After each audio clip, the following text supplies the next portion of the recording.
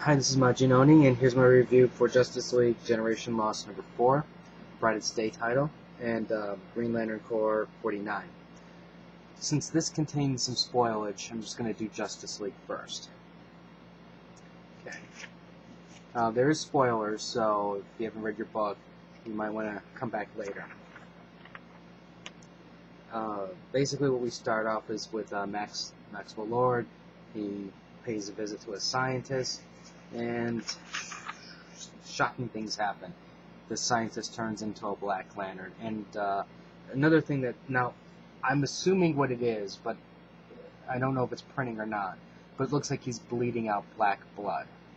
So, I don't know if this is going to be significant yet, but I'm feeling it is black blood because you're tying it in with the Black Lanterns. Okay, then we go over to the Rocket Reds and the Justice League team over here, and it looks like, they're gearing for battle, and they're ignored. And they go over, and sure enough, there's the Justice League International Rocket Red. And that's who their really intended target is. Battle ensues, they stand around and talk,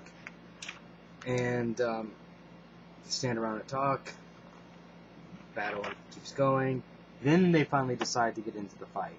Now, around this time here, I was already kind of going, I think I'm going to drop this book. I don't know if I can take it. But I kept reading it.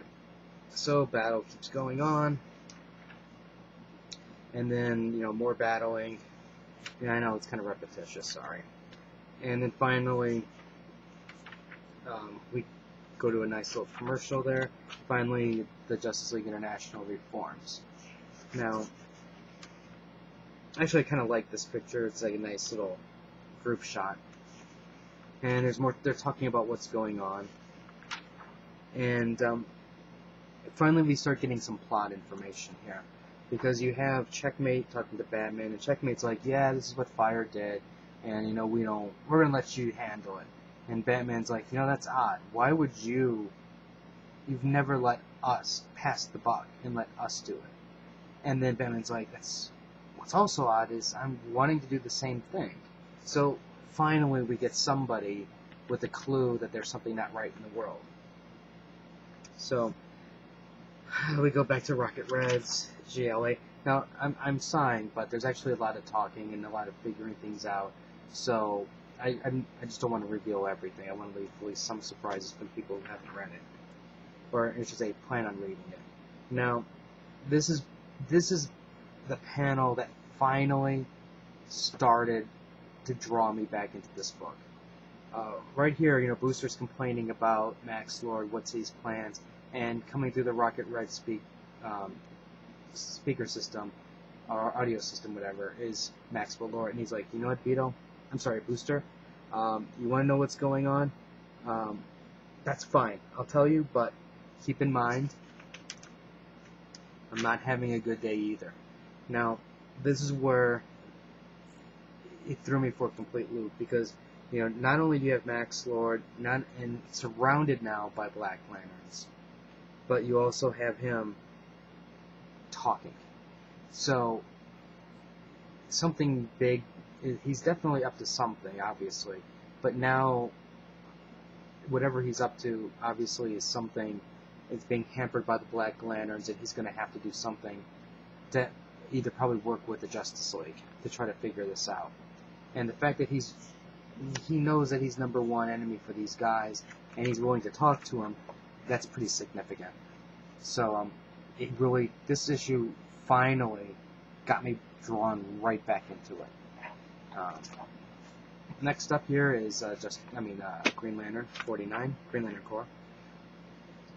What we have here is a little information here about the lanterns. They're obviously building something here, building a big power battery, and John Stewart, if you remember, with the Alpha Lantern, was like they're planning a sneak attack, not sneak attack, but infiltration to save somebody.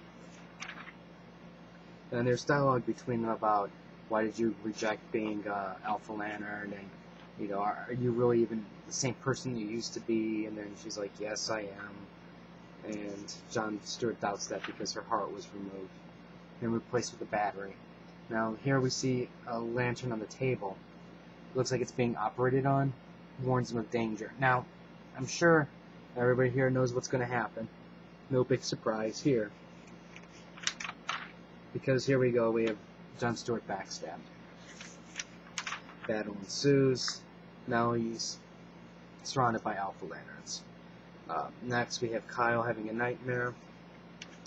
And we have, I know I'm going to butcher his name, but it's Ganthet. Appears, says, hey, there's a disturbance in the force, and there's no Alpha Lanterns, something's wrong. And Kyle makes reference to the fact that he's noticed a bunch of new Alphas. There hasn't been any around here, so he thought maybe they're just rebuilding their forces. Then we have the Quard over here with that energy net. If you remember that from the Brightest Day series. Looks like they're going to steal, the energy for that. Now Kyle and them go to the last location for Jon Stewart, and they find Alpha Lantern, and they're like, hey man, maybe we can help you out. He's like, sure can, and he starts sucking out their energy. They get away. They want to call in reinforcements, but to Kyle's point, it'd be like calling in paramedics to a zombie fest. Yeah, they're just going to be slaughtered. Now we have Jon Stewart being dragged away, going to be put on the table. Now this is where there's a spoiler, so if you don't want to be spoiled, you might want to stop. But it's, if you hadn't guessed it right now, it's Cyborg Superman. He has taken over the Alpha Lanterns, and he's going to turn Jon Stewart into one. So, here's my take on it. Since I was just talking about this, I'll finish up here. I really would be ashamed if they do turn Jon Stewart into an Alpha Lantern. I think that'd be a big, big mistake. As a whole, I was getting kind of bored with Green Lantern, and that's just because it's overload. And if it wasn't for the Brightest Day thing, I might have dropped it. Now, keep in mind, that's just me. It's still compelling and it's still interesting. I'm just near a breaking point. And I'm going to keep going with it because I know I'm going to be rewarded later. If I do decide to drop it, though, it's going to be because of trade. I'm only going to get the trades. Because, honestly, I'm running out of space in comics, and I got to figure out a way to get rid of mine. I mean, the single issues, but I'll keep the trades. With the Justice League Generation Lost here, this was like a really decent title. And what I mean decent is it's because it's getting back on track. It's giving the readers a focus as to what's going on. We finally get to see Maxwell Lord interacting with the heroes, Black Lantern mystery going on. What's Max doing? Why is he talking to the heroes? What is he going to need from them? Batman finally figured out there's something wrong. So, finally, I'm interested in this book again. So, if you were on the fence, this is where you might want to stay on a little bit longer. So, that's my take on the two books. If you have any questions or comments, feel free to leave it on the side.